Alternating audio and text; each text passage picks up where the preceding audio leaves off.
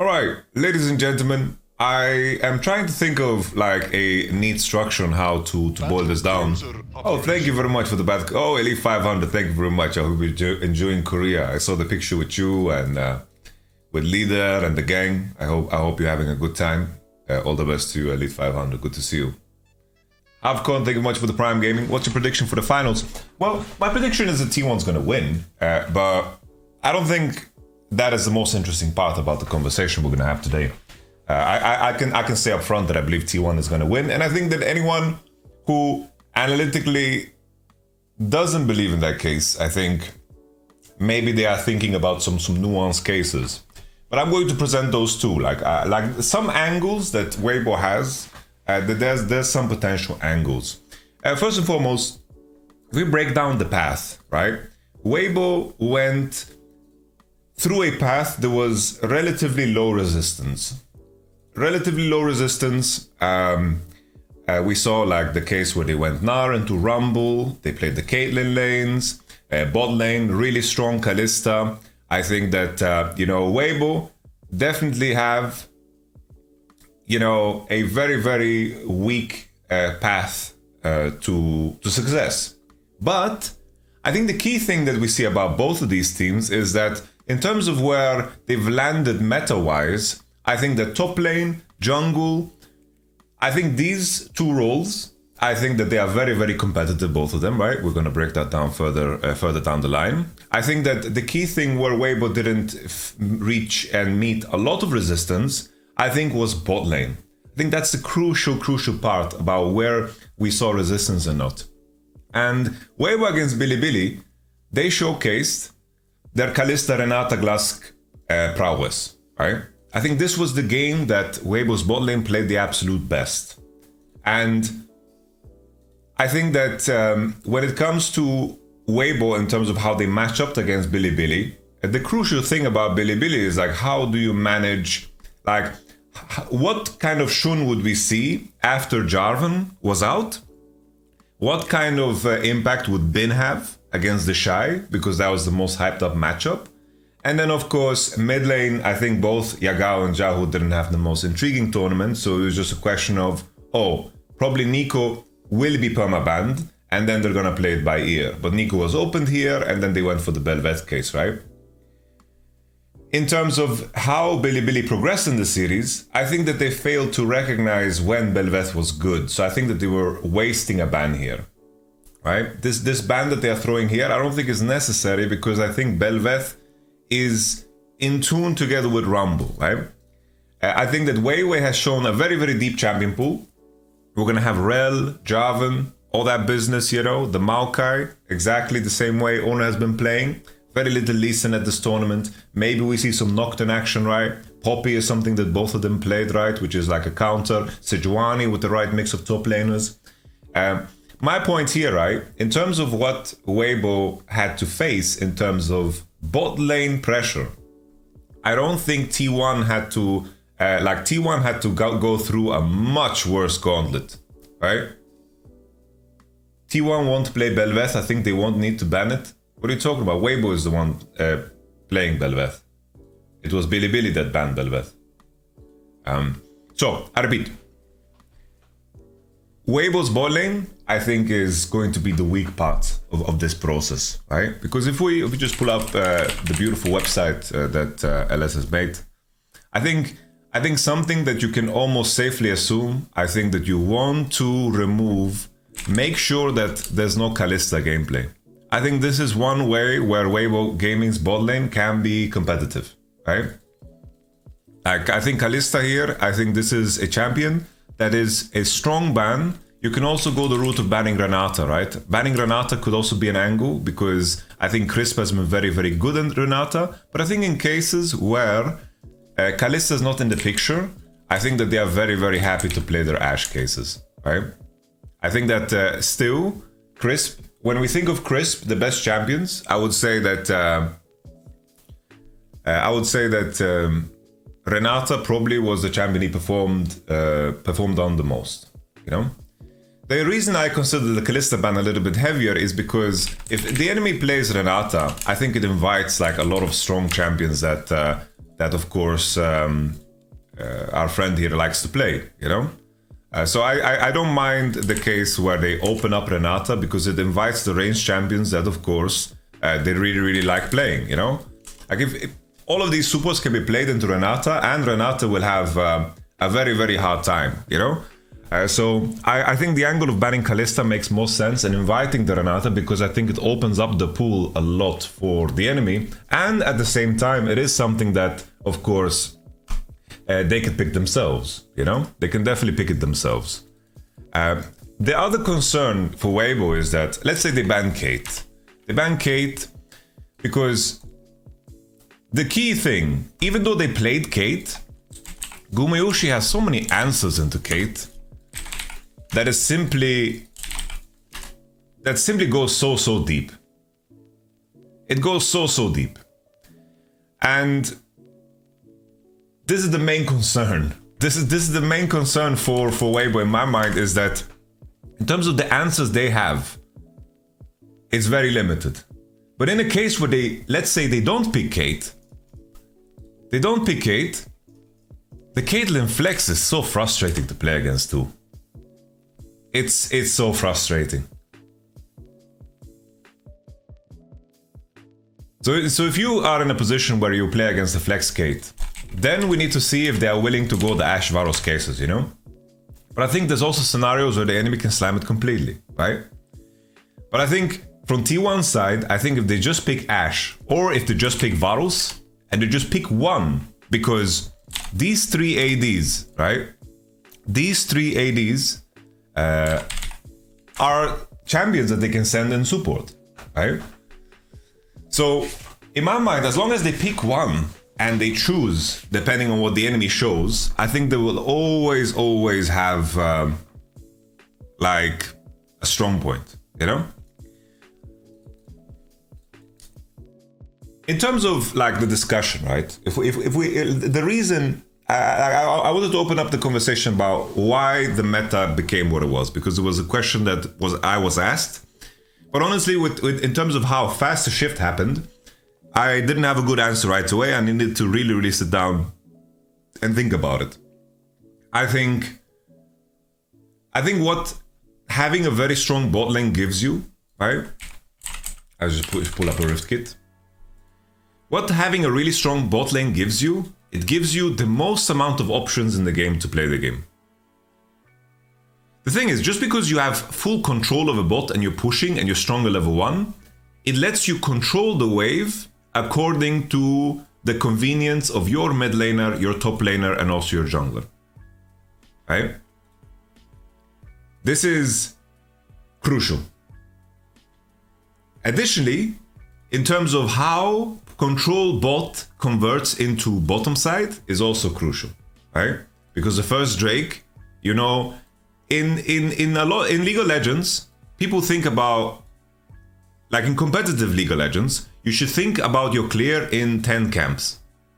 You don't think about it in first clear, right, 6, 7. You think about it in 10 camps. Because 10 camps lines up with your level 5 and determines where you land in terms of how you cross into mid on 6 timer and convert that into Drake.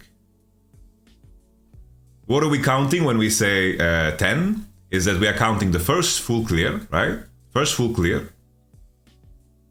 plus Crab, which is 7. And then on the respawn, let's say we do Gromp, Wolves, and then Raptor, we will be level 5. And here, this is a 10 camp clear, right? We're talking about things in terms of 10 camp. And the goal as a jungler most of the time is you have options to fight level 1, right? Invade level 1. Or you have options to level 3 pressure because wave states. Let's say the enemy has winning matchups and you need to break it, right? And then you need to break it depending on, like let's say the enemy is going to full clear into bot and the enemy has a winning bot. Then in order, if you're the jungler, then you need to create variance by level 3 ganking bot or finding variance. Because if you match full clear, you're not going to be able to contest bot crab, right? That's an option. But then on base, usually what happens, right? If you are a jungler, you pass into bot because you want to secure bot and maybe you want to play for crab. Maybe not. It's not that big of a deal, this crab. You want to make sure that bot has a secure wave state by the time you base. You cross into top side, make sure top lane has the same way, right? And the best teams know how to manage wave according to this. And most top laners are going to respect those timers, right? And then you take your Gromp, you take your Wolves, you take your Raptor. You're going to finish your 10 camp clear and then contest, right? And if you are the one winning out the situation on bot where you base first, your bot lane is then going to have initiative, control, and then secure into Drake, right? It's like, this is a big reason why the stronger bot is so important. Because you can maintain initiative on bot the entire time. So having pushing bot is something crucial for you to set up the first Drake. So another reason why the melee supports are weaker is because we've seen such a big emphasis on Rift Herald, and we've seen the mid lane is just not as important as it used to be in the past. I feel like this is an evolution based off of the minion wave changes and also the meta. Mid lane is just not as important as it used to be. Like if we think about mid lane, right? We've seen Faker on Azir, we've seen, of course, Orianna games, Nico, and then other than that, the mid lane in terms of their impact begins to like falter. They are not as crucial, right? They're not as decisive as they were in previous World Championships, right? Because even Faker has played 3 champions, right? There's a lot more emphasis on what top laners are doing and on what bot laners are doing in terms of champions and in terms of impact in the game, right? Melee supports, they are stronger than range supports in 3v3s on mid. They're stronger in fights in river, they're stronger fights in here, but the thing is, if you're ever in a situation where you cross into mid and you waste time as support, you don't reach level 6 for Herald, you're going to be in big trouble. Very, very big trouble, right? Very big trouble.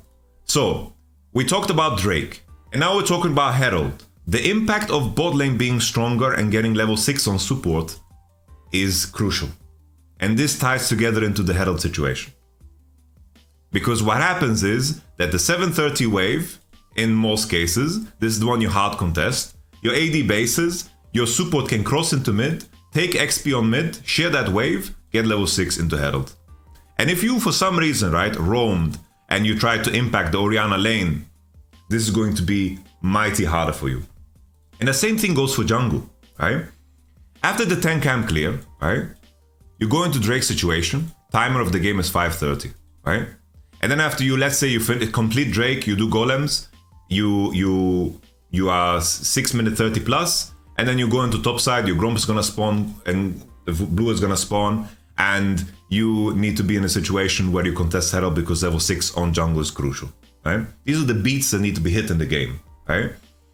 And the reason, like in terms of the beats that are so important for jungle, that's why we see the Rel, we see the Maokai, Jarvan. These are the most played junglers on the patch because they hit these beats super, super well. There's definitely other champions, right? There's definitely other champions we can play, Poppy, Sejuani, but they are a little bit nuanced in terms of when they are good and when they are not good, right? So it changes up a little thing. But Rel and Maokai play into this idea beautifully. They level 3 gank super well, they full clear super well, they do objectives very, very well too, and they provide you tools of engagement that in a lot of cases your support is going to miss. But that's another detail that T1 does so well, because when they are missing this and they feel the need to leverage this further, I see them locking in, like Ashe fits that niche, right? Bard really fits that niche too, right? In the cases where T1 is playing against the likes of Orianna, because it's a very tough champion to break, they ignore the lane matchup and they go into Bard. Even though Zeri Lulu wins against Bard Varus, they pick Bard to make sure that they have pressure on Orianna. If they had the Orianna, I assure you they would pick a different support. Right? And this changes things. Right? So in order for, when the enemy first picks Orianna, they're thinking to themselves, we need to find a lot of ways to pressure the Orianna. It's super, super important. So T1, you know, they've been very, very flexible, right? In this case, they have the Rel jungle, they go Renata Glask and Kalista because it's a combo, and the enemy banned Pike Bard against the Ashe Varus. In this particular case, enemy showcased Orianna, they went Caitlyn Ashe. I was surprised to see the Kalista angle here, if I'm going to be honest. People didn't like the Maokai, but I think Maokai was good. I think that in a case where Owner in this game, let me show you. I think if you look at that game, level pairings that people hate to give. Would also be a flag. Let me show you. Allowing Cannon really put too far behind for him to show. So in this game, right? Payoff. Really play a I think if Owner, for now 369 on the top side of the map. if Owner really like commit here, he could have secured the red. He is stronger. He is stronger. I think Maokai is great. Maokai did a fantastic job this game. I think he did a fantastic job. It's just that in this spot here, he should commit. He wins. I don't know what he's afraid of. Anyway, bot lane can't come, mid lane can't come. He wins here. He can commit to the smite battle with the Q smite. He wins here. He has red. He has Ruby Crystal advantage. He just misplays here, right? Okay, no big deal. Kanavi gets the red. No big deal. In a world here where Owner wins, then it's good. Maokai is good, but I wouldn't blind pick if Sylas is open. That's a fair point, right? But here, they only had Orianna. Here, Owner wins. So we agree on this. And then here, the unfortunate thing is, Owner uses W on grab. And if he had his W earlier in this bot play, all of a sudden here he W's ruler. As you can see here, his W cooldown is down 4 seconds. It's so crucial and small. But here, if he won the red and he had W in this moment, he would have won the game on the spot. And T1 could have been maybe 3-0 even this series, right? But that's okay. Shit happens, right? No problem. This is like his W is coming off cooldown now. Now his W comes off cooldown. And we continue. Later, there was a fight that was very decisive, right? For T1. If you guys remember Drake 3. Like this is not a knock on Maokai, right? Because the point in time where T1 decide to engage is just not a good one, you know? It's like they commit into this tribush when it's not good to do so. I think that to claim that Maokai is a weak champion, I think is not fair. I think that Maokai is still fucking strong. Rel, Jarvan, Maokai, I think they're on a tier of their own. And I wouldn't mind if we put Maokai third there. But they are definitely like the 3 strongest junglers, you know. Unless you have a crazy Sejuani angle with your champion, right? Wukong is very specific against Vi, right? Wukong is specifically picked against Vi. Let's take a look at when Wukong is picked. It's like Wukong has a wonderful win ratio, but it's usually used as an answer. It could be maybe used as an answer into, let's say, Jarvan. That could be an angle, right? We look at the world's main event, right? We look at the match list. Okay, so we have 2 Rel games. Let's see what's specific about these Rel games. Let's see. So we have JGG versus KT. This was a game where the lane matchups were very, very small. It's very, very thin. So we had... Okay, I remember this game. It's against Rel, fair play. I think Wukong is fucking strong. But this is a very, very niche case where you can pick Wukong. The reason Wukong works here... So the idea of Wukong is you need to make sure that you get to Divine Sunderer. You get to Divine Sunderer. The reason it works so well against Vi is because Vi doesn't have too much of early game pressure, right?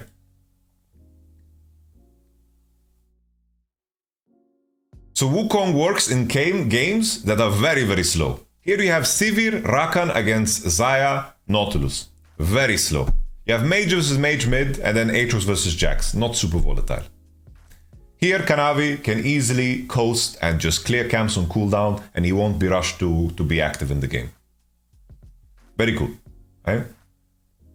Vi, the reason I think Wukong is so good against Vi is that Vi functions in a similar way. So someone in the chat asked, isn't Wukong good against double AD? But the thing is, double AD bot plays a very, very fast game, right? So if the enemy is Wukong jungle, and you know he clears slow, and he needs to clear camps on cooldown, has no jungle pressure, that bot lane situation is going to have such a field day hitting those, you know? Really, really a field day pressuring and really, really annihilating, right? So it's not only about, like when we evaluate champions, we're not only looking at how they team fight, because this is a very, very late point.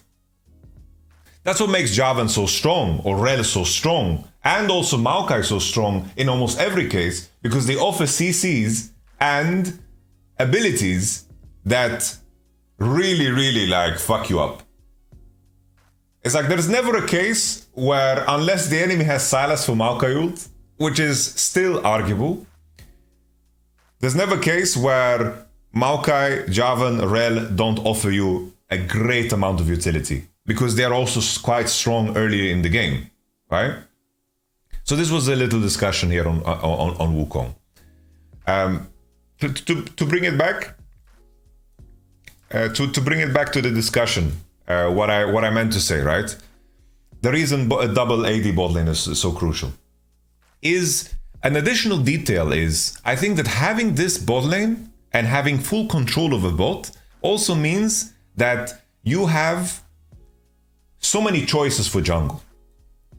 I think in cases where you have control over what you can do with jungle, and you have the room to go into this side because the enemy needs to defend dives and the bot lane can secure themselves through vision, you can then begin to gank top side.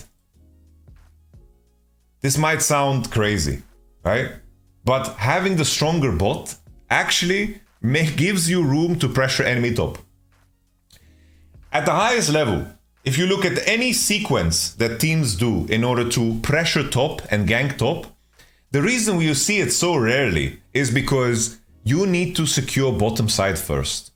If the enemy can dive you off of bot and they can pressure your turret, it's very rare, it happens, but it's rare that you can gain more by diving enemy top laner, right? There's definitely games where it happens, so don't say, I'm not saying this as an absolute. So usually the sequencing we see, this is something that Kanavi has done a lot, right? Is that he pressures into bottom side, make sure vision is all the way, and then if the enemy wants to counterplay, like he goes into bot first and then goes into top side. And I think in the current meta, why these bot lanes melee supports have gotten worse. I talked about the Drake, I talked about the Rift Herald 6. I also think that in terms of itemization, melee supports are quite weak and they can buy like a Giant's Belt, but I think that in a lot of cases they are quite paper against the junglers. The junglers have the, of course,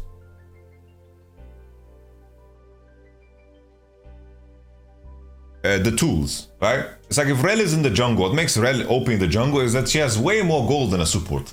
And it's unbelievably tanky and has that utility, you know? Have you read the Reddit thread about why double AD is a trap? I don't see how is it a trap. It's just that it's going to be used. It's like it's used to leverage something. Like I explained, I'm not saying that they're gonna play double AD every game, but the strength of T1, right, is that they can pick Varus like this, or they can pick Caitlyn like this, or they can pick Ashe like this, and then they can choose. This gives them so many options. The fact that they can send it into bot allows them to have so many options. That's what the strength of it is. They can adjust. If the enemy goes Kate, right, then they can say, okay, we're gonna go Varus AD, and then we're gonna fuck them up, right? And then they will go deeper and deeper and deeper, right? It's the question of it's less about the locking it in, it's more about the threat of it. That is the key. The threat of it is far more dangerous than just locking it in blind every game. That's what I'm trying to say. And I don't think that Ashe is the same. Ashe is definitely not the same as an AD, right? Like, She just happens to be able to play AD too.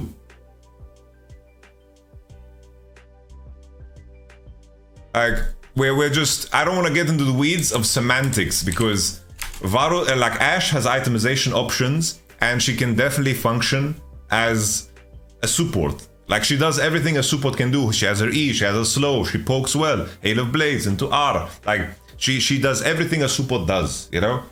I don't think we should get stuck in the definition of double AD. I think sure, if you're sending Caitlyn AD, Kalista AD, this is where it becomes a little bit murkier, and the purpose of these champions in AD is to break the enemy bot lane. But this is the question. The idea here is more that the threat is heavier than blinding it. So we continue, okay? Another detail that I wanted to, basically I want to talk about top lane matchups being very swingy. Bot lane right now, one core AD isn't super interesting. I'm gonna be honest. One core AD is not super interesting. You have a lot of time to win the game through other means. Getting one core on AD is not super impactful in the game. You don't buy Mythic first, you buy other items, and the power of AD has definitely gotten lower. Deservedly so, it was really, really OP, right? Kalista strong at one core, fair. I agreed.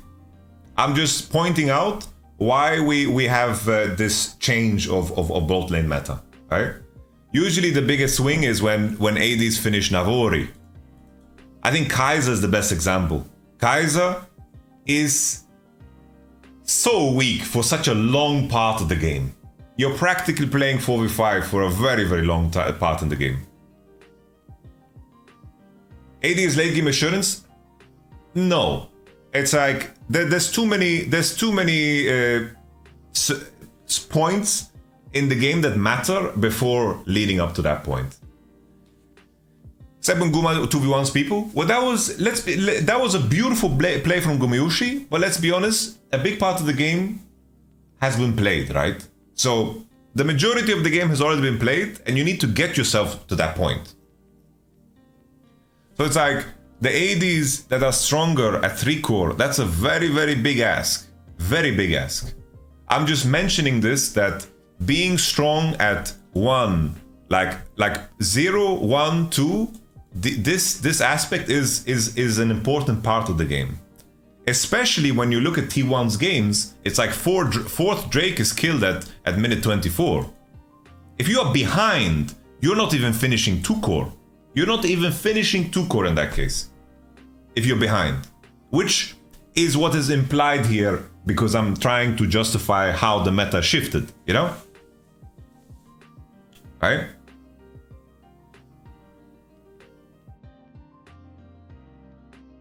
The main thing on covering real is that you have to make the comparison of having 1 core on AD in comparison to having 1 core on other roles. Gore Drinker Ninja Tabi fucks you up, right? This is what we see from top lane. You have a tank item in jungle, the one that buffs you up, what's it called? Radiant Virtue, right? I think that in the end, right,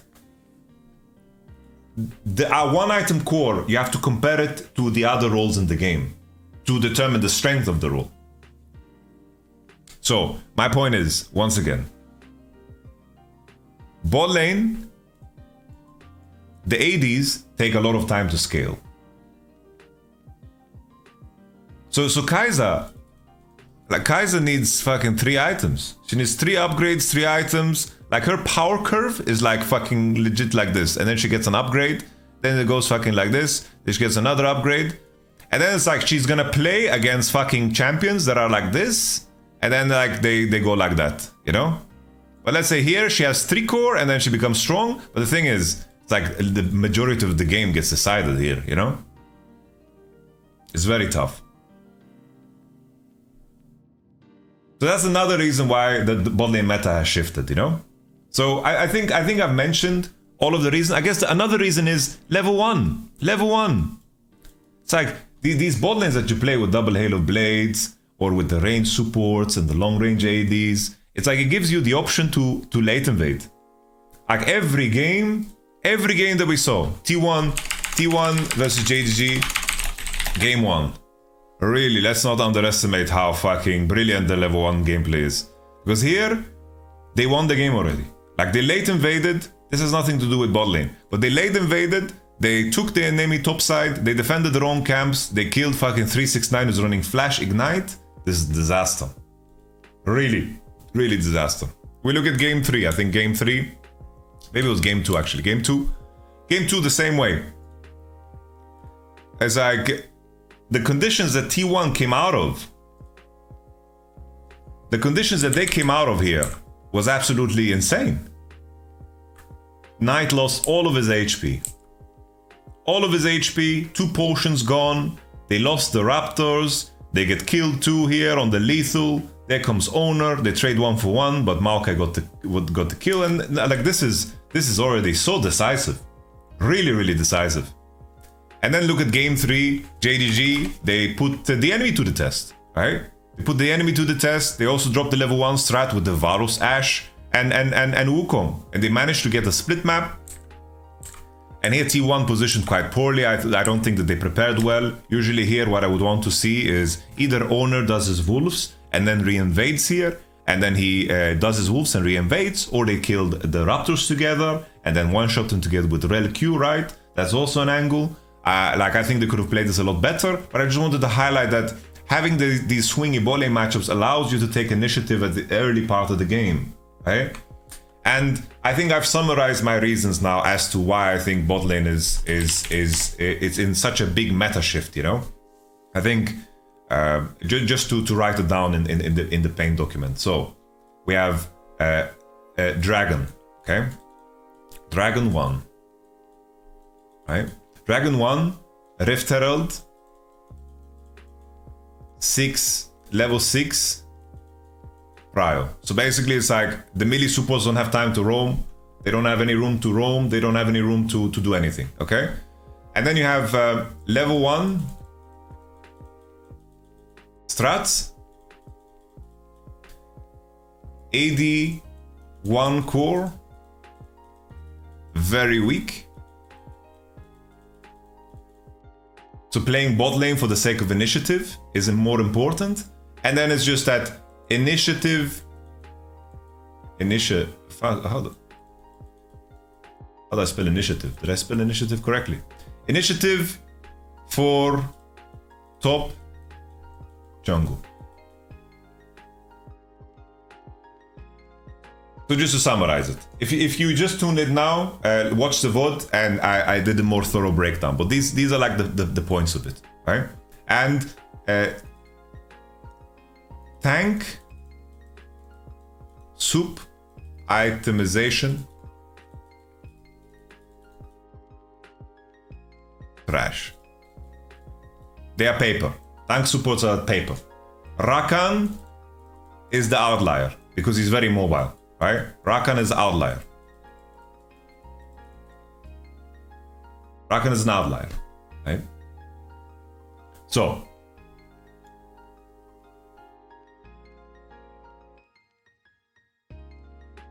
let's start with the interesting discussion, right?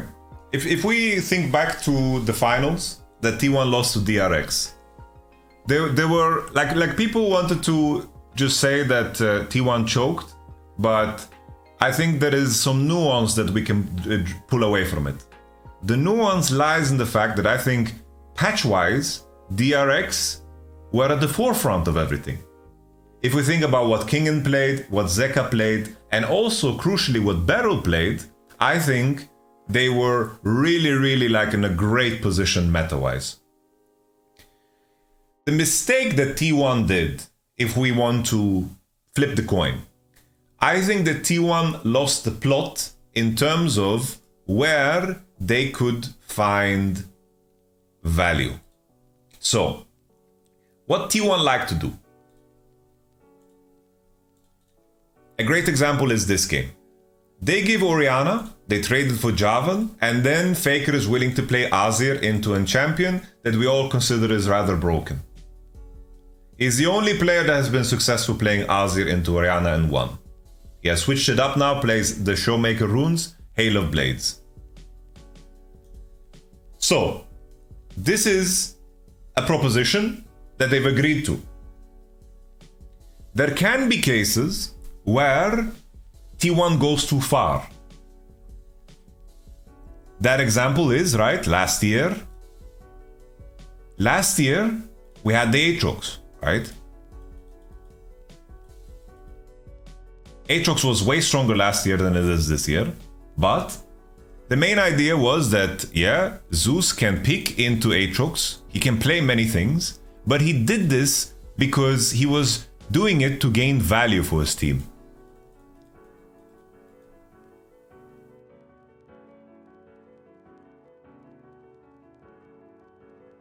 But if you're in a position where you don't get value out of giving the enemy a really strong pick, this is where you hurt yourself, right? And this is where, you know, the circle comes around. It's like, oh, Zeus Aatrox wasn't good last year, but it's a question of throwing a ban at it, right? You can easily throw a ban at it. At this World Championship, we were throwing a lot of bans at it, but T1 went through the entire tournament, inviting Aatrox, trading it for something, and then counter-picking Aatrox with picking Jax or picking Yone, right?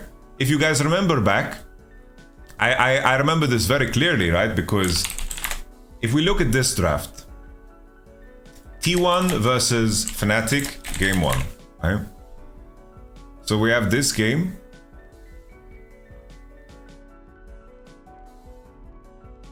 This game was kind of a, let's say, like a teaser of what could potentially happen in the final, where they were in the headspace where they're gonna offer up Aatrox for the sake of something, but that something was nothing. Okay? And here they banned Kalista, Pyke. They hit some bans here, but they gave us Lucianami. And this draft is a little bit unplayable for enemy. Let's be honest. It's a little bit unplayable. But I feel, you know, DRX as a team was really in their element. I feel like walking into this final, T1 is really in their element, you know? Because I think Beryl was at the forefront of everything, but Korea has taken the Beryl torch, you know, in this one. He really has taken the torch for that. So in terms of, let's elaborate on the lanes. So Aatrox is a crucial one, right? Aatrox is super crucial. Up here we have the Graves that has been shown, right? And then we have the Yone for Zeus, which is super interesting, right? Another thing that we might see is Akali. Akali could be picked into Aatrox. And we could potentially see a little Fiora. I doubt it, because Fiora is a very slow champion. But I think that the key ones is the Yone and of course the Graves. I think these are the champions that are very interesting. These two champions, Fiora, Akali, bro, these are champions that can solo lose you the game. So we're just gonna remove them, you know? Jace is definitely something that could be played, but it comes with a lot of risk, right? It comes with a lot of risk.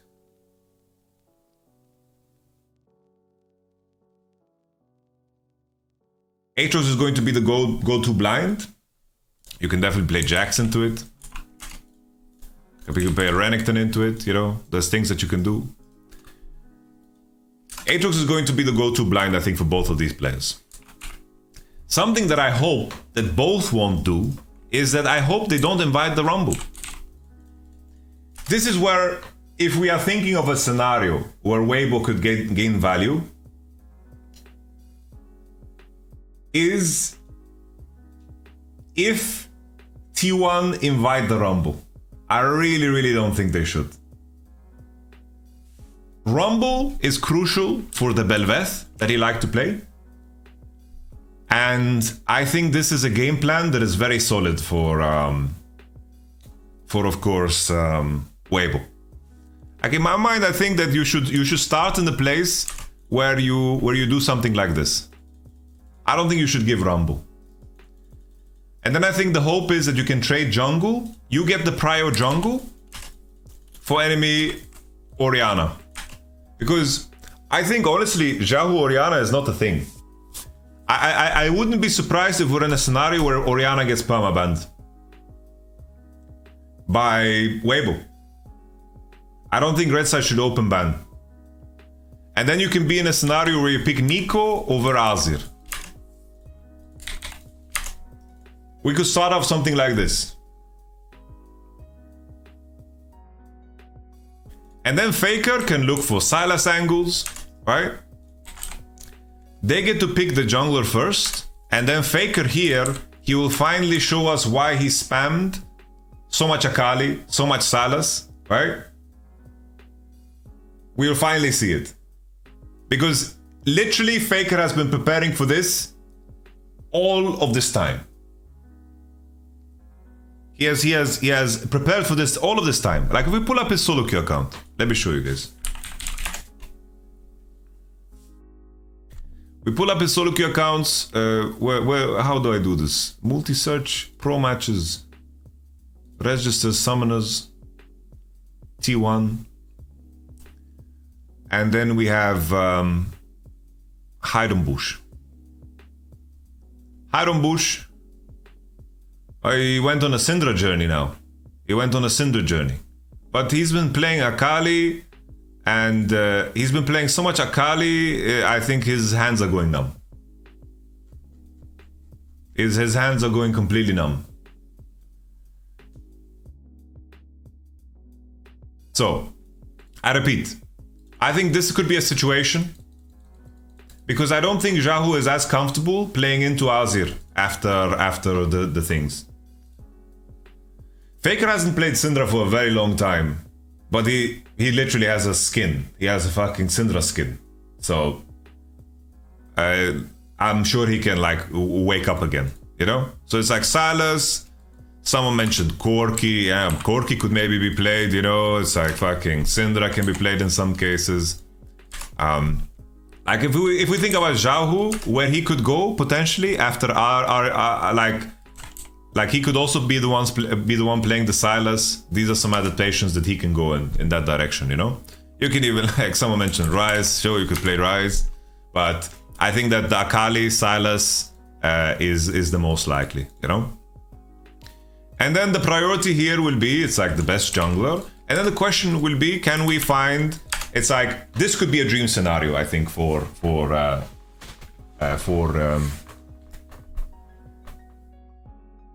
blue side. That they set up the case where they get a good poppy angle against a Jarvan 1-2. Like let's say this is the lock-in as an example. I can say this is an example, right? This could be like a dream, you know? And then the question will be if it develops in a direction where if Orianna is open, I think that T1 is very happy. I think they are very happy. I don't think that Weibo gaming Orianna is that big of a deal. I think this is dream scenario.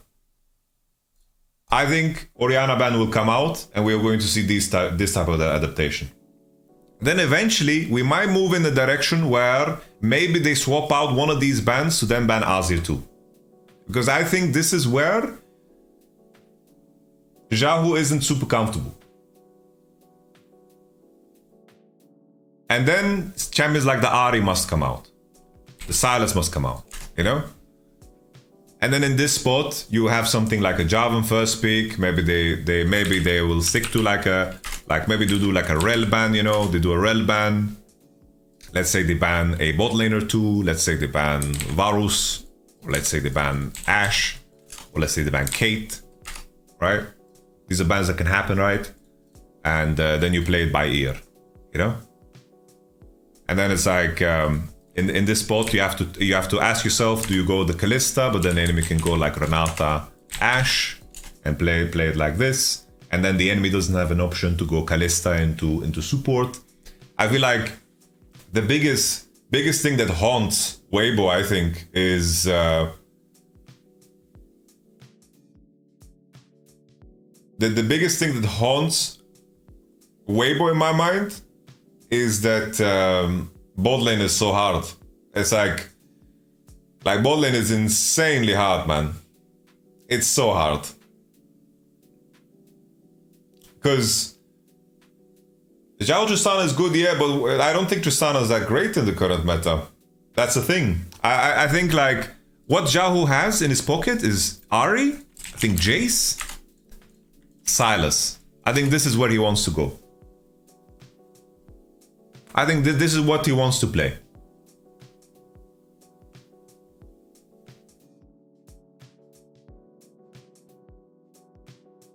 Talia is also one for sure, yeah. Talia is one, yeah. This is where he wants to go.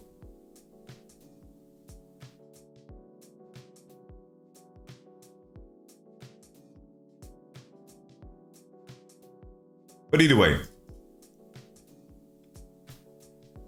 my main concern for Weibo is that enemy can pick one part bot and then they have so many options. You are still completely blind even though enemy picked one part bot. That's what makes them so dangerous. And if the combos are open, another thing, right, that really hurts is like these guys are not capable of playing Zahrakan. Zahrakan is not good every game, but it's definitely good in a lot of games. But either way, right?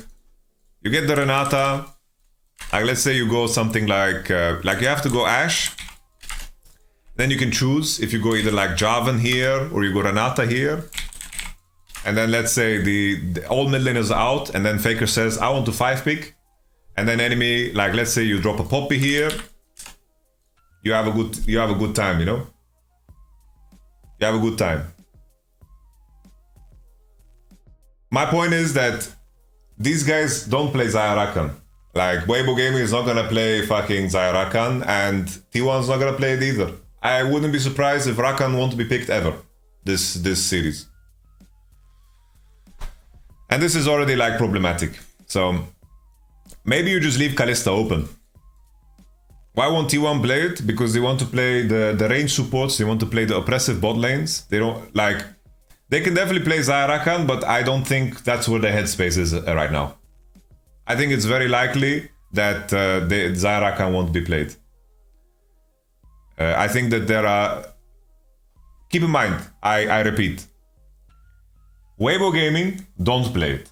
T1 play it, but I don't think that that will be like prioritized before a lot of other things.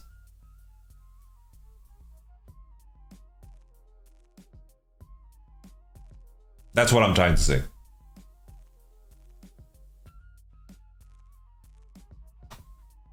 So this could be a situation. Like if they notice Orianna begins to get banned, then maybe this is what they begin to do.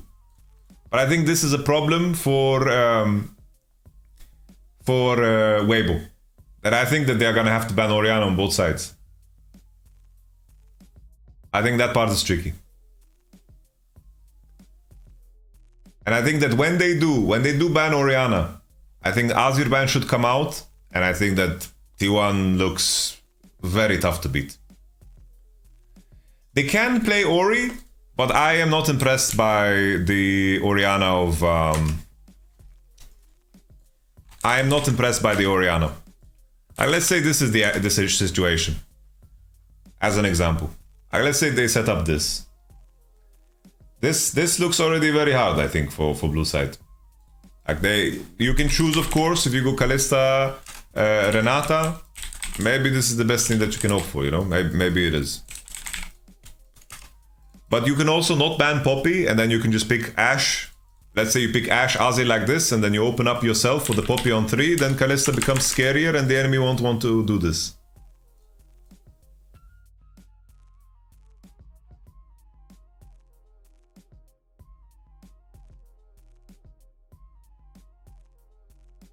If we turn it around, right? We put T1. Let's say T1 is blue side. I think that if T1 prepared Nico and they're willing to play Nico, I think that's rough, man. Like if he just sits down and prepares Nico, and they have the option of locking it first pick, like he played in playoffs, like whole LCK he was playing Nico, right? I think if they prepared this, they are in a good spot.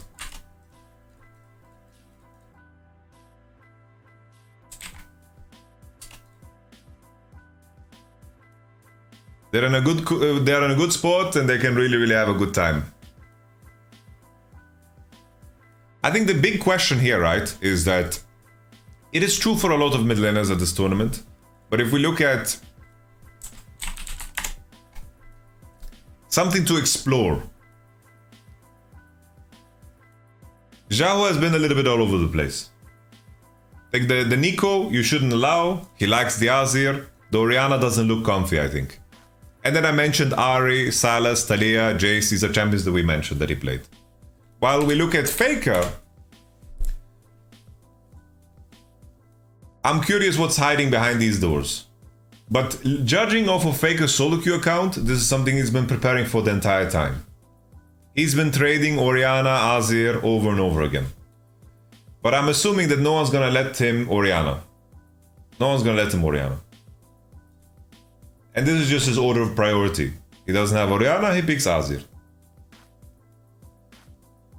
And the other question when it comes to that is that you don't necessarily... There hasn't been a necessity. Right? There hasn't been a necessity, because on blue, you either get Azir, you either get Orianna. That's just what's happened on blue for them. And when it comes to red, if they're going to challenge and ban out champions, and let's say Weibo bans Ori, I think this is where Faker will begin to show up with the Sylases and the Akalis.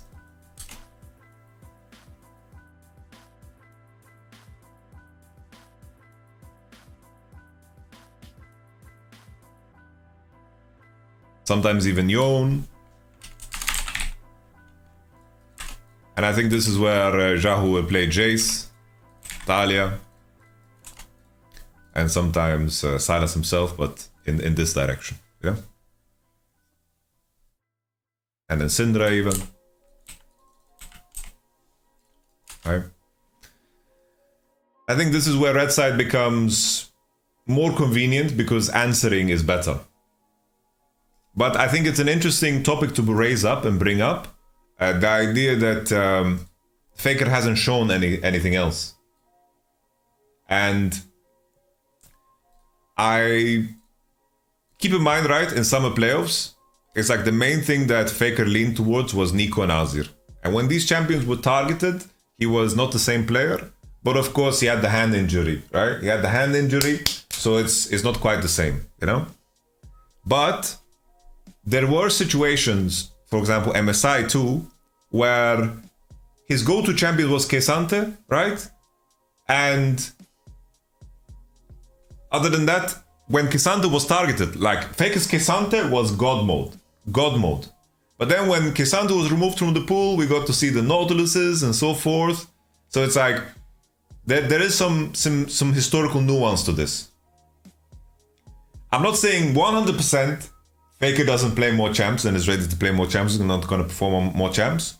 That can be very true. I'm just raising it as a potential point. It's like if you're sitting there and preparing as Weibo, this is definitely something that you want to tease and try, right? You don't want to like not expand on that to see what kind of a play Faker is when he's off Azir, Orianna, and doesn't have a great Sylas angle, right? That's something that is worth to explore in a best of 5 to see if you find like a crack in the shining armor that T1 is currently wearing, right? They're walking into this one as heavy favorite. But I repeat, if T1 have prepared Nico, that's really insane. Really insane.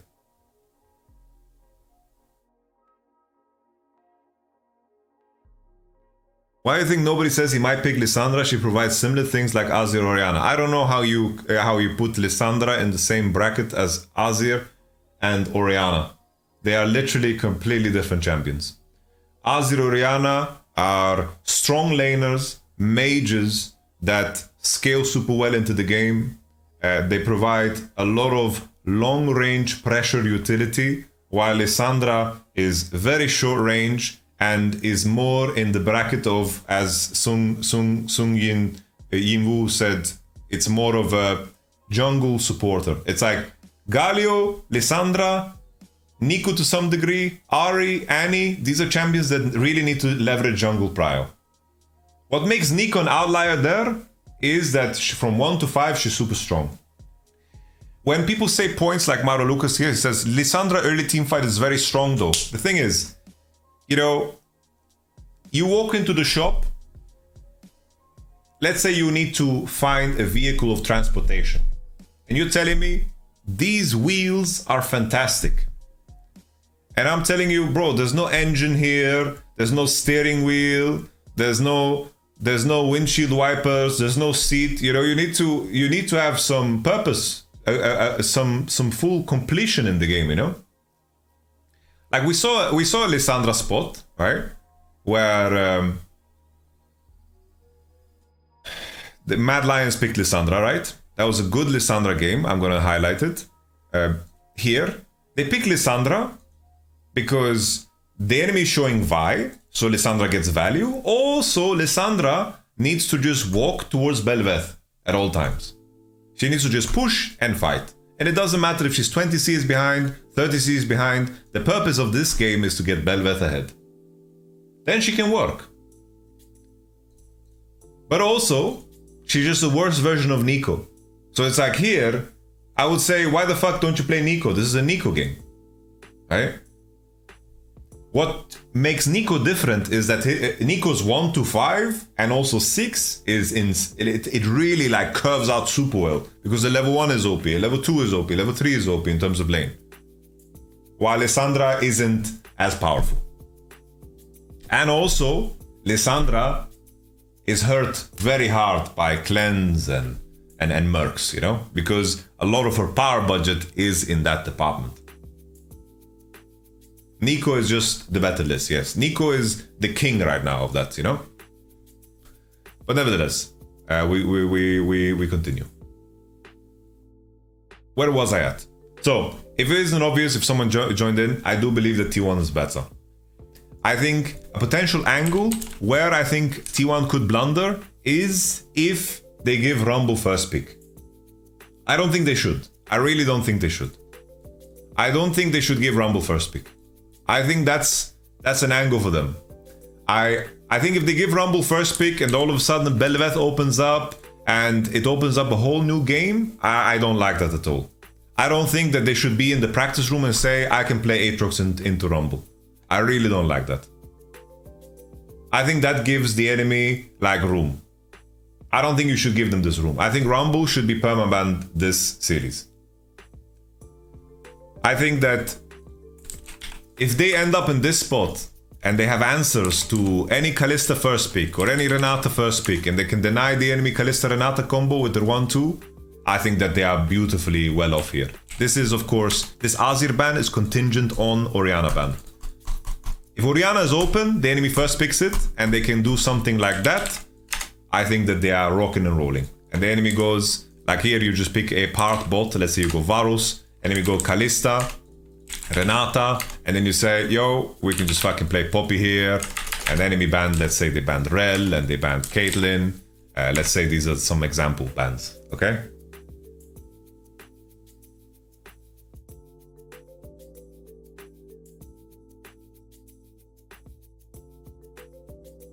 So here I think the idea will be to do something like that. I think Zeus has been a really good Rumble. And then the question here is if T1 are gonna invite the Azir and they play like an Akali game or something like this, and we will have to see. I could see situations that works like this.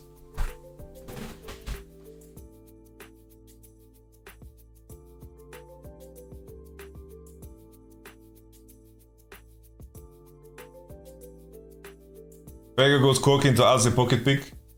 Bro, a lot of people are repeating this as if some streamer said it. Which streamer said Corki?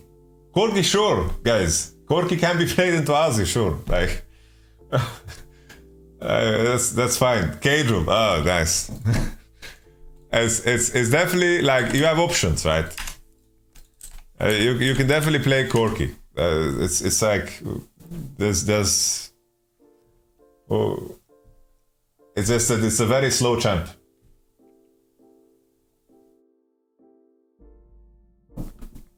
I don't know, like Corki items as well are pretty fucking trash, bro.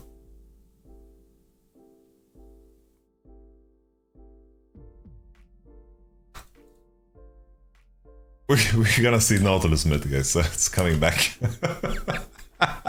It's coming back, guys. It's for sure coming back. It's coming back, guys.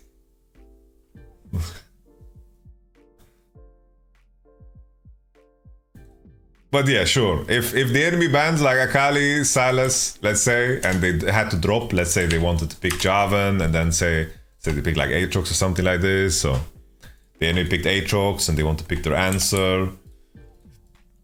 Something like that, right? You know, there's some room to play around here. I wonder in a situation where Poppy is in the mix, I wonder if that's going to make T1 not want to pick jungle 1-2. Because if we look at these drafts, right? JDG, ban, here Poppy is open. Oh, sorry, wrong series, shit. Poppy ban. Poppy ban. Papushka ban. And you guessed it right, Poppy ban. But Poppy will be open. Where we plays it? He plays it.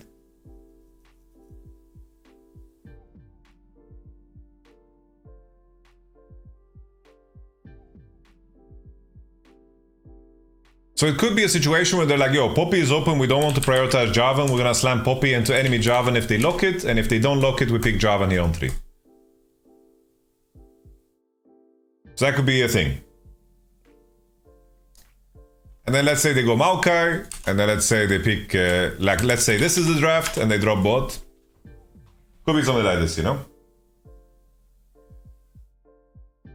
Could be something like this. And then I'm saying, Weibo bot lane, I don't know what the fuck you're gonna play, good luck. Good luck. That's the name of the game that we're playing here. This is very interesting to me. The Graves is very interesting. Yeah, I don't believe in the Corki too. I'm not a believer in the Corki. I feel like into Azir. Let's see what we can play, man. I'll let him play fucking Rise if they ban Kali Sylas or Victor even. Or Xerath. I don't know. Ziggs. Whatever. But okay. I think we all agree it's gonna come down to what happens to mid lane. How much value can the Shy get? Because if I think about one big strength, like the biggest strength I think Weibo has, is that how well they play around topside with jungle. I think that can be very suffocating.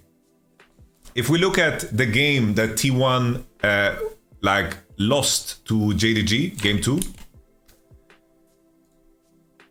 Here, in this game,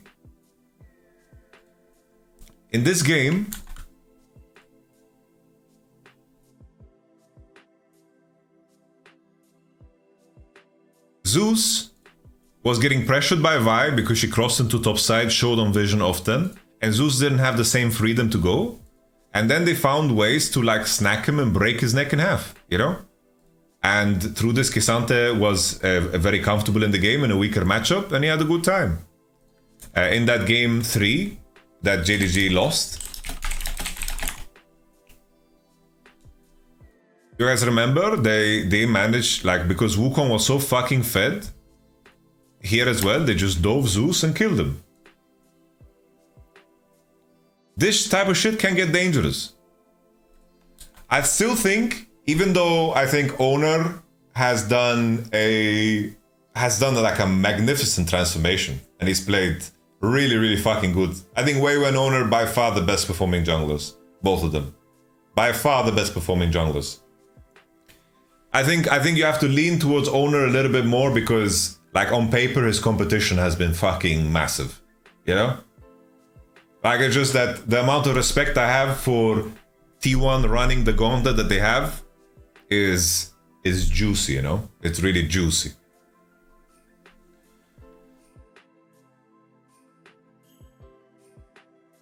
But things like this can get dangerous. Like, if we look at, if we remember, like, the series, if we look at this series, bro, Weiwei and Bruder Musas Deshai, the way they cooperate to annihilate is mental. From Weibo's side, I think Rel, bro, Rel is a ban, bro. Rel is a ban. Caitlyn, even though they play it, I think it's a ban. I don't think that the enemy has an answer into Kate, but the enemy has a lot of answers into Kate. I think this is a starting point that you have to play with. I think you need to land somewhere here. I think that in terms of early Drake setup, in terms of bot prio, Rift Herald setup, I think that this is where T1 is sharper.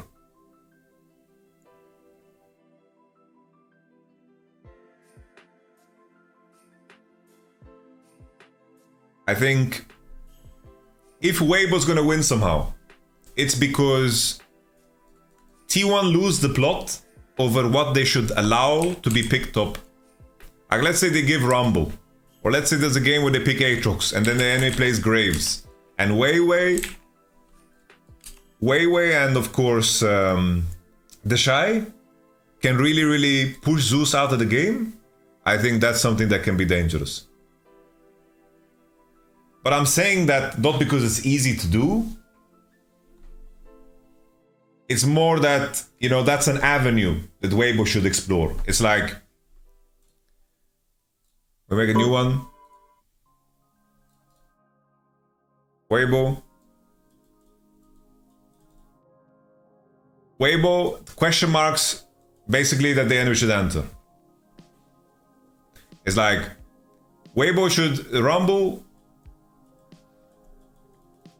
Graves, these type of cases, I think is good for them, right? Graves versus Aatrox. Mid lane pool. This is where they need to test the enemy preparation.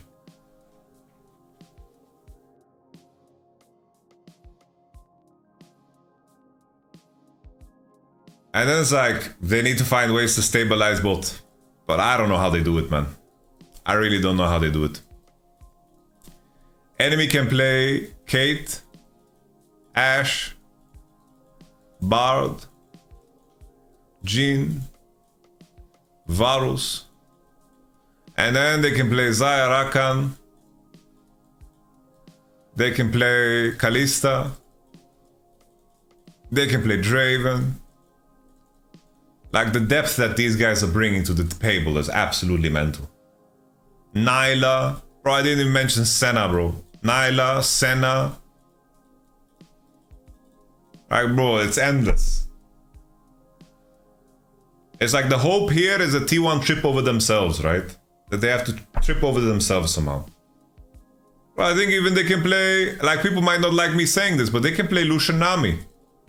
I legit think there's been cases where Lucian Nami has been a good lock-in. People might hate it, but it was the same way when I predicted that Jin's gonna be picked in that draft. People didn't like it either.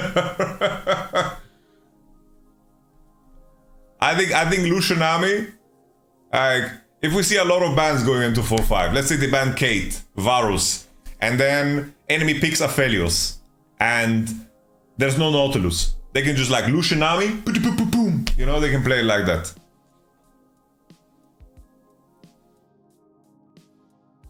Jinx, we forgot Jinx.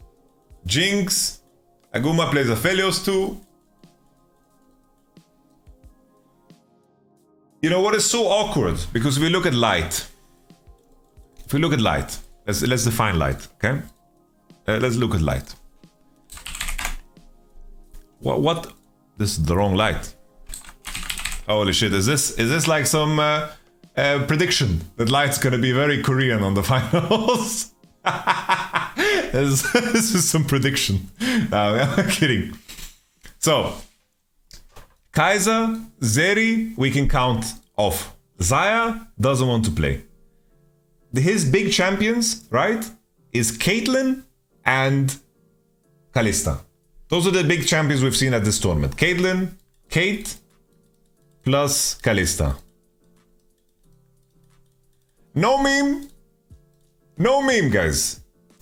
If we have some scenario here where they want to play Ziggs bot, like now that I look at Light, here, he has 2 Ziggs games. I don't know how these Ziggs games went. I don't know how these Ziggs games went. I really don't know. But Ziggs could be an angle. Like, Ziggs could be an angle. Like, if you play a comp where you have, like, let's say Rumble is out.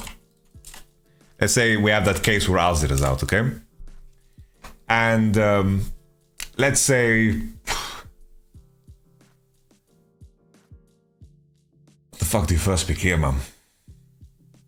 Even here, you're just kind of fucked. Like, let's say they first pick Ashe. They prepared Ashe, they're first picking Ashe. Enemy goes Jarvan. You go Poppy. And then let's say Aatrox, okay? Let's say, okay? And then you end up on something like this. Maybe there's an angle. It's so hard to piece together. I don't know how to piece this together where it's natural, you know? It's very hard to piece together a Ziggs case where it's natural, you know? You have Ziggs Ashe. And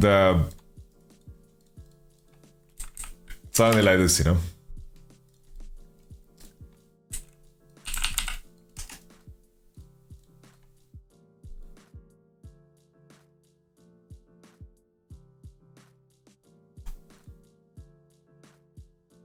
It's hard to make it natural.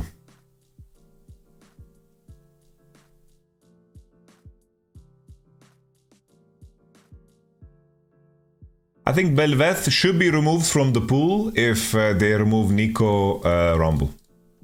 Another curious question is like, if the enemy blind picks Graves, like, do you just play Jax? I guess, like, I feel like you can play Jax and Yone into it. I don't think Graves will ever be blinded. I think Graves will be specific against Aatrox. Like, I think these champions are tied together. I think that Zeus will be very happy to play Jax or Yone into it. But yeah, I think that T1 should be Giga favored. Because of all of the things that I talked about. Like, I think we covered a lot extensively. I think we discussed the potential angles. I think T1 as a team, currently, Faker's form is amazing. Faker's form is absolutely beautiful. I think in terms of how all of them have performed individually, like, it's just highlight reel after highlight reel. It's a very, very tough team to break. I think that in terms of bot lane pool, massive edge. In terms of mid lane form, I think that he's on point. I think that Zeus and the Shy, I think that's where things can get like contentious because both of them are playing really, really fucking well. I think that Weiwei, like, here you pick your choice, right? Weiwei is the more stable jungler. Owner is a walking fucking highlight reel.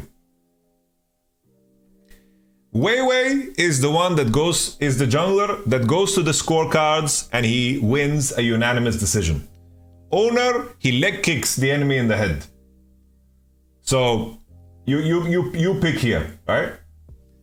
The Shy versus Zeus. This is very interesting. Very, very interesting. Very interesting. I think that due to history, right? I think that this is where if Weibo can find an edge in terms of draft topside or in terms of finding advantages and pushing Zeus out of the game and they can't stabilize, that would be like the only angle for me for Weibo. And then the question is, in mid, when both of these mid laners go deeper into their pool, who will find form? But I predict Faker to do so. Bot lane, I think bot lane 100% favored towards red side. 100%. The only hope is that they can play like a Kalista, a Renata, and get away with it. And that's it, you know? I think like Weibo, I don't know how they should approach this. I worry about them. And once again, I repeat, in terms of the like mid lane champions, we're expecting when Azir, Nico, Orianna is out, we are expecting Ahri, we're expecting Jace, we're expecting Talia. But and then for Faker, he wants to play Yone, wants to play Silas. Something that I want to highlight, right? Why this bot lane meta is what it is. We already talked about it extensively, right? I made this whole fucking picture about it. But another thing is that having the stronger top laner is insanely OP. The reason I say so is because if you win side, what the fuck happened to the line? If you win side, okay? You win side as a top laner. This blue top laner is stronger than this guy. So he has initiative on the lane. He can decide what happens with the wave, okay? He decides. The junglers that are being played don't have a lot of pressure on like these champions on side. Not because of TP. It's like, if you're strong enough on side where the enemy jungler doesn't have pressure on you and you can secure your lane in mid game, it means that you can push side first. And that really has an impact on Drake situations. And also it has an impact on how much you farm. And these top laners, I think currently top laners, bro, I think top lane champs are so OP. I think top lane as a role with gold. If we look at the champions, I think that they are so broken. I'm not gonna lie, bro. I think like if you look at the champions that are being played top, when they have gold, it's insane. You have Rumble, Jax, K'Sante. Renekton lost a lot of games. Aatrox. When these champions have one item, two item, they are just machines because they manage to generate more gold and through pushing side first, creating that initiative. When it comes to preparing Drake, a lot of basic level players, they're going to always look at this spot. But the highest level players, it's all about preparing this to do Drake. How you prepare for Drake doesn't start 1 minute before it spawns. It starts 5 minutes. When the Drake dies, you prepare for it. And if you're the stronger top laner and you can secure the wave in a position where the enemy will bleed and he has to catch and you have initiative into the position, this is where you're amazing. And how many times did we see where T1 is posturing for Drake and Zeus is creeping in? Zeus is creeping in. He loves to play like this.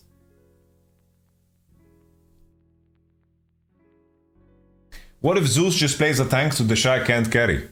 There's a reason people don't play tanks, because carries are really good into them. Carries are really good into them.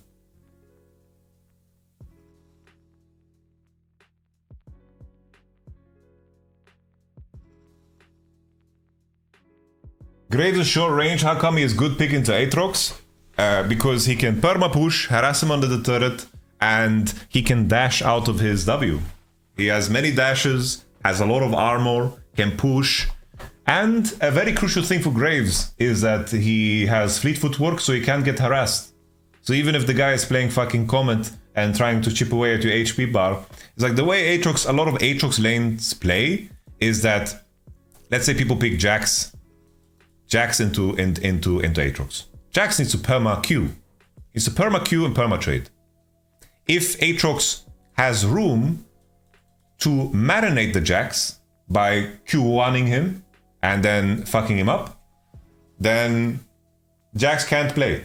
But here Graves is going to push the wave, have initiative, the same way Yone is always pushing the wave, and then harassing fully with his E, right? Because he has dashes and Q. It's just a question of, do you have the space to do so?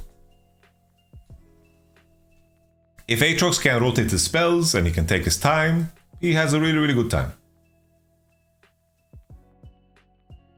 Top lane is really strong. Top lane is strong, but top lane is very determined about a lot of things that are moving around.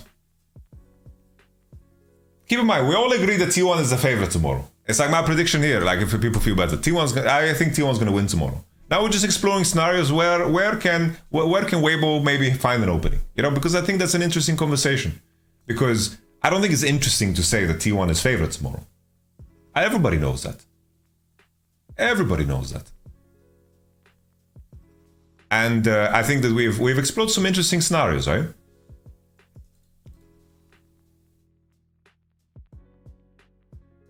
G-Spotted, if you don't want to contribute, I guess you can just harp and say what you want. It's Twitch chat after all. You can have fun and repeat the same message over and over again. Like a one-string banjo, you know? Bang, bang, bang. He just plays the same note over and over again in the chat. Like one-string banjo. Keep in mind, guys, my pickups have been terrible. Absolutely terrible. What? Can you cook the rice? Not right now. How long do you need? Angel, it's very easy. Just put rice in the cup, and depending on how many cups that you put, there's markings in the pot. I have to finish. I don't want to interrupt. Please let me finish, Elena.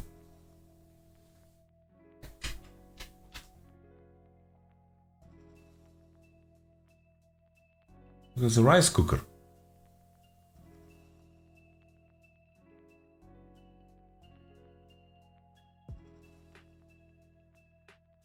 I don't want to walk away from the PC right now, bro.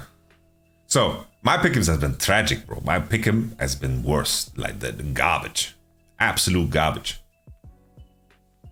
absolute shit. Oh, it was okay, I guess. This is okay. I didn't believe in Weibo. Planes. Oof. Terrible. No, it's like the water cooker has like markings in the pot in terms of how much water you need to put in, you know? Crystal Ball, at least I'm well off here in the Crystal Ball. I put Bard here. Nautilus is kind of fucked. And Talia is kind of fucked. But at least Orianna, Bard, and Poppy is a hit. Finger rule, guys, please be quiet. I have a rice cooker. It's very different from putting it in a damn pot. Fucking finger rule. Put your finger up somewhere, mate. Yamato top esport fan salty against Weibo since they clap your goat and gauntlet. Fuck.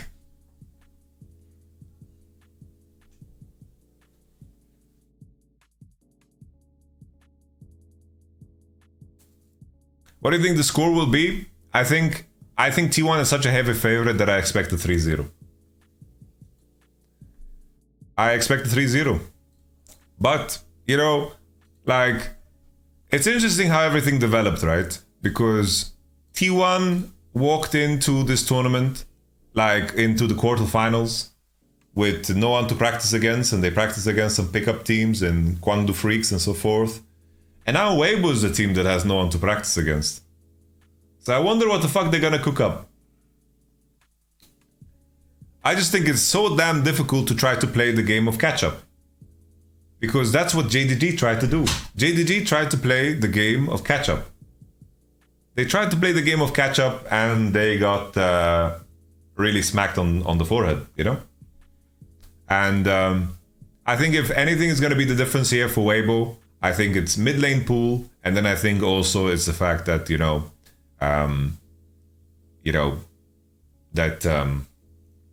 and Weiwei have been playing super good.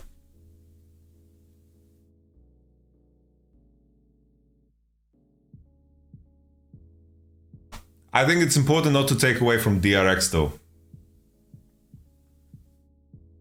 You know, if we talk about the intangibles, okay, the topic of intangibles, okay. Weibo Gaming have some experienced fucking players. Really, really experienced players. I know it might sound weird bringing that shit up in the context of Faker, because he's the epitome of experience, but Deshai, world champion. Crisp, world champion. Zhao Hu, MSI champion 3 times. Okay? There's some heavy ass fucking experience here, you know? T1, there's a lot of pressure on them, which is another intangible because we can't measure how that's going to affect them, right? For all we know, it could be a positive. They're going to see fucking new genes perform, and, you know, they're going to be playing the World Finals. Everything's going to creep back up. They've lost a couple of finals. We don't know how that might affect them, you know? They're going to be playing in a fucking monster arena and venue. It's going to be completely bombastic, guys. It's going to be massive.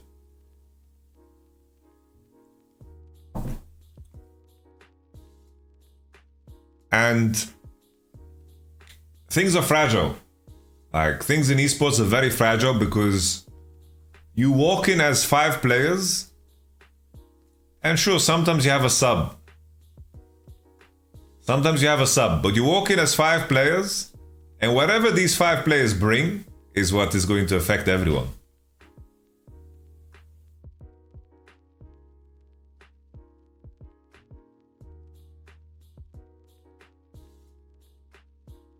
Talking about intangibles meaningless? Yeah, I do think it's meaningless, but I often get comments where people reference to intangibles. So I thought might as well let's bring them up, you know, for content's sake. I don't think it's meaningful to talk about them, more so than, you know, making a lot of things narrative driven, because in the end we don't know these players personally, we don't know what they go through, we don't know what the preparation is.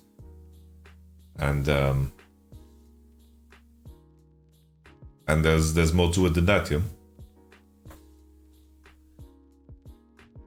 I think a very important reason why this is not the DRX run. Cruiser operational. DRX went through hell. Like, let me show you DRX's run. DRX went through hell to get to finals. They literally fucking went through hell. It's not the same. It's really, really not the same. Like, to try to frame it the same as Weibo and DRX, to try to frame them the same, the only thing that they have in common is the fact that they're in finals and that they're seed 4. And we've seen a lot of Reddit posts, and Reddit posts is like, Faker has played a game in every finals he's been in. 2013, 2015, 2016, 2017. And it's like, what the fuck? 2019, and it's like, what the fuck is this statistic, mate? You can't fucking show us anything else. So, I'm showing this from the point of view of Worlds. But DRX had to fucking play crazy BO5s even to qualify to this point, mate. So they had this group, they beat RNG. They beat RNG, they fucked them up. It was a close game. You know? RNG was no slouch, by the way. RNG was a solid fucking team. They were a solid team. No slouches, really. DRX won. First in their group, boom. Main event. In their group, they had definitely an easier group. They had a game against, like in terms of the opposition that Zika had to face. Whew. You have the top esports game. You had the Rogue Games. DRX came out of the group, you know. Tiebreaker against Rogue. Shut them off. Top esports at a terrible tournament, right? Yeah, we have DRX with the Caitlyn, the Lux, and then the Silas is dropped. Akali is open, Silas is open. Dream scenario for Zeka, of course. This is where everyone got to know Zeka for the demon that he is, right? But relatively quiet, they came into the quarterfinals. And the first series that they played, they came into this one as the underdog. And they had to reverse sweep these fucking motherfuckers after the point where they had the whole Nexus drama, right? This was the Nexus drama game. Nexus fucking drama, right? The reason why I'm highlighting all of this is because DRX really found themselves through this journey. And I'm not saying that in a spiritual type of way. I mean more in terms of what gameplay works and what doesn't, and what draft and what is crucial for them to operate within the game. Because what was the DRX recipe? Beryl roam the fucking map. Somehow Deft is gonna try to pick up as many minions as possible. Bro, most of the games that we're watching DRX, it was fucking Beryl walking around and fucking Hamiding, you know? Like this. And he's fucking level 3 top harassing enemy jungler at fucking golems. And we're like, what the fuck is happening bot during all of this time? Because the cameraman is just showing. The cameraman is just showing Beryl, you know? He's just fucking farming his spell thieves. He's like, Deft, you know what? I'm leaving. And it's like, Beryl was fucking walking around, making sure that his mid laner and his top laner can breathe.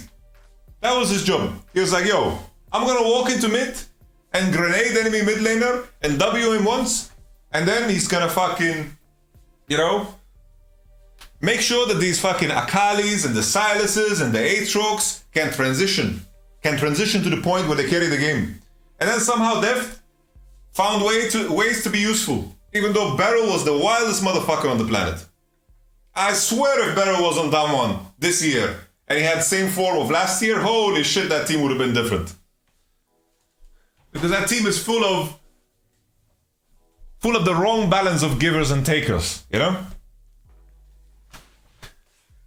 But the point I'm trying to say is DRX, Zika had the best tournament, I think one of the best tournament performances of all time.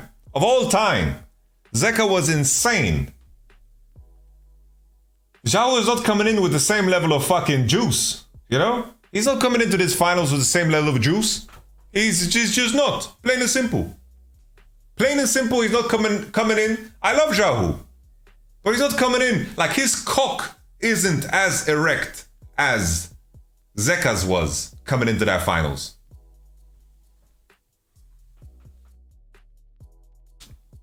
Because Zeka made Chovy look like a bitch. He made Scout look like a bitch. He made Faker look like a bitch. He made Knight look like, you know? Zeka had a run, bro. Zeka had a run. So I don't want this to be framed the same way, you know? It's like, it's fun to talk about it, but it's not the same. It's really not the same.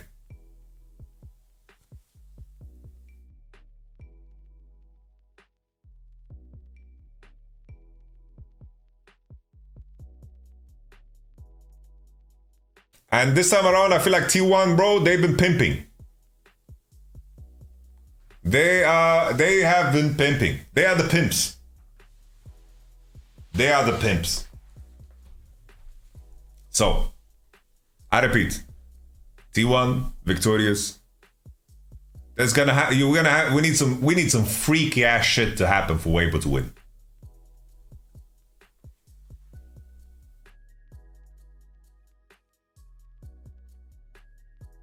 How does practicing of scrims work in knockout stage? So a lot of the teams that get knocked out, they stop practicing. But during the time of these knockouts, there is players and teams that are forming. They are forming, so they want to practice.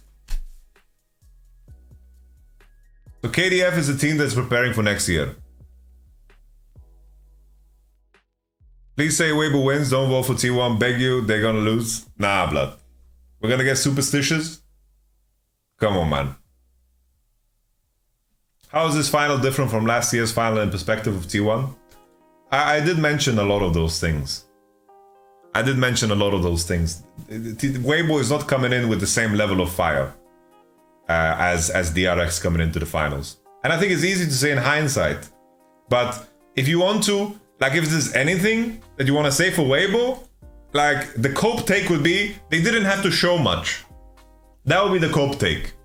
They didn't have to show much, they only had to play one very hard series.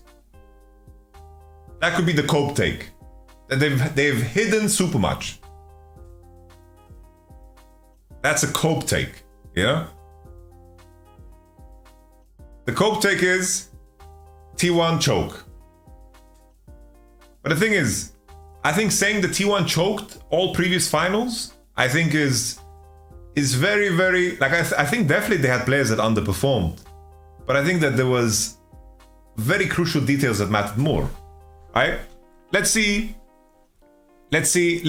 look at some of these finals, okay? So we had this finals. So they got completely headshot with his Lux ban. Karma got first pick, they picked Kate, and then the Bard came up. Bard. What a fucking genius Bard looking. Enemy has Varus, Victor, you're gonna slap Bard here, you're gonna have a good time. And they give Aatrox. DRX had Azir, Caitlyn, Aatrox. On this fucking patch, that's mental. This was like a turbo draft, right? T1, in a lot of cases, overcooked some shit. They definitely overcooked some shit. T1, if we look at the LCK... Fuck, where's LCK?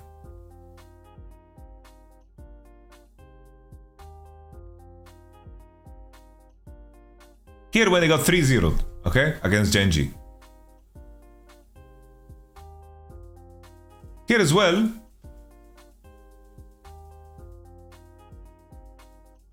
Here as well, right? This is 2022, keep in mind. This is 2022. Deadpool. This is 2022. We're just looking at all of the finals. Okay? We're looking at all of the finals. This is 2022.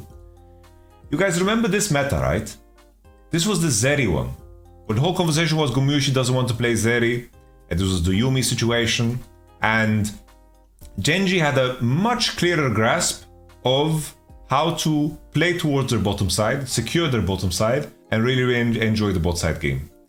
T1, they were scrambling, and they tried to find angles for them to adjust, but it was way too late. Way too late. We go into 2023. 2023, we have 2023, Korea, LCK Regionals, the Spring Playoffs. I think this is a clearer example because at least this is more recent in my memory, so I can talk about it more. Forgive me for just like showing the other finals. This is more recent, so it's more fresh in my memory. Like this was the one where they were trying to, like mid-series, they tried to adjust, right? In the beginning, they dropped the Jace, and then you had the Doran Super Gragas performance, you guys remember? And then they tried to adjust mid-series into playing a game where T1 is playing the tank on top side. And they were playing catch-up, right? They were playing catch-up. And then Genji fully committed to the front-to-back game. They denied the mid-lane champions that Faker was effective on, which in this case was K'Sante. You guys remember? K'Sante was a very, very big pick for Faker. And Genji recognized the front to back, and they were more and well equipped to play it, you know? And Genji, you know, in the game that T1 did win, Genji showcased that, you know, it's like when it comes to Chovy's gameplay at the time, his Lissandra gameplay and his Annie gameplay, this is not what the team was for. Bloody hell, Genji are playing fucking Lissandra Sejuani mid lane pairing, you know? You go into the 2023 season, like basically the summer playoffs, the last ones.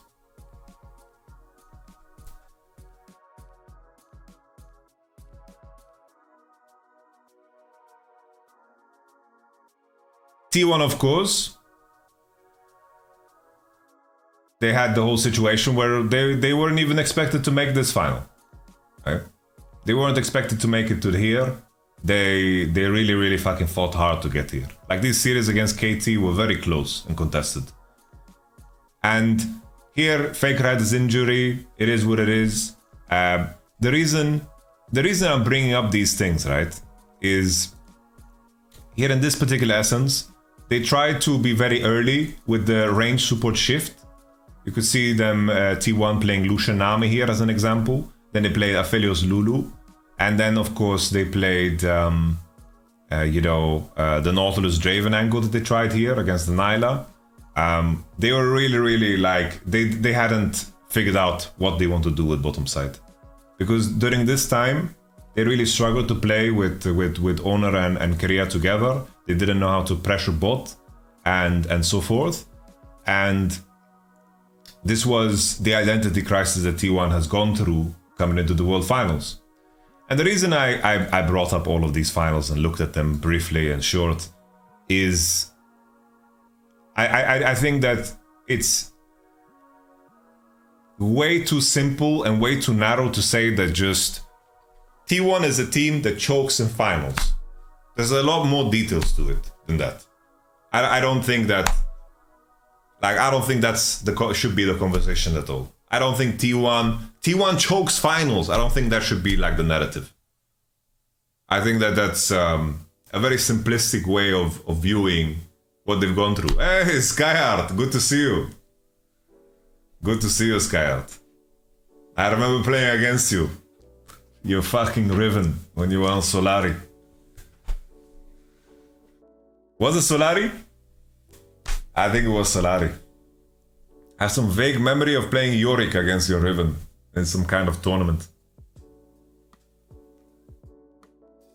Eclipsia. Oh, Eclipsia. Shit. Eclipsia was the one.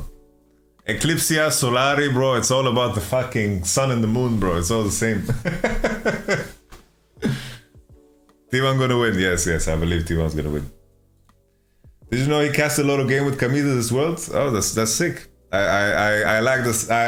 For me, as an old relic of the game, I am very happy when I see like old school names that I recognize, and I'm not alone that I've held on to the game so long.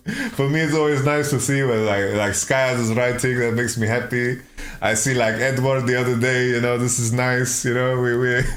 We are fossils, and we are still busy with the game. I'm happy. It makes me happy.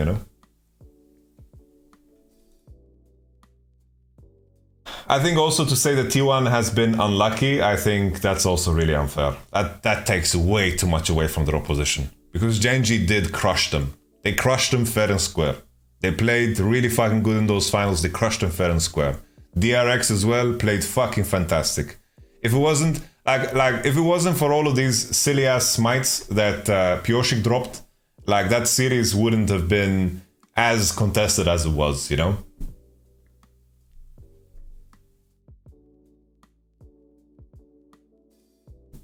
So let's not take anything away from RNG when they beat them at MSI or Genji when they beat them. Let's not take anything away from them.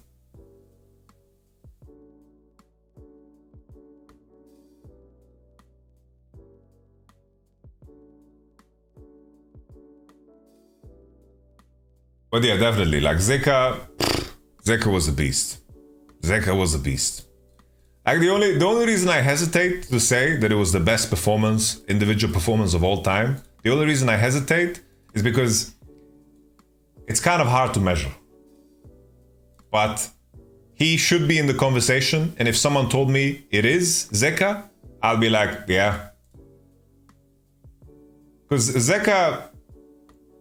Zeka didn't have like insane teammates. Like Pioshik had some stinkers, bro. He had some stinkers, mate.